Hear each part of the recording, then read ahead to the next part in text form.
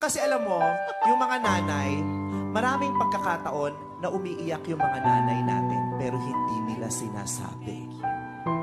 Maraming pagkakataon na humahagulgol yung mga nanay natin pero hindi natin alam. Maraming beses silang umiiyak pero hindi nila ipinapaalam sa atin. Umiiyak yung mga nanay natin pagpakiramdam nila na babastos natin sila. Pag sinasagot-sagot natin sila, pag nagdadabog tayo, pag nagtataas tayo ng boses sa kanila, umiiyak sila kasi feeling nila wala silang kwentang ina. Kaya ginaganon natin sila. Umiiyak sila pero hindi nila sinasabi sa atin. Umiiyak sila pag may hinihingi tayo na hindi nila maibigay. Kasi nanliliit sila. Hiyang-hiya sila dahil gusto nilang ibigay pero hindi nila kaya. Alam nating nagtatampo tayo.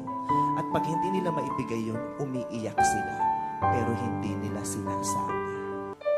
Umiiyak yung mga nanay natin pag nag-aaway-away tayong magkakapatid. Pag yung ang tatanda na natin pero hindi tayo nagkakasundo-sundo, gusto niyang mamagitan, gusto niyang sabihin kung sino sa atin ang mali pero hindi niya magawa kasi ayaw niyang magmukhang merong pinapaburan. Nahihirapan siya pag nag-aaway-away tayong magkakapatid.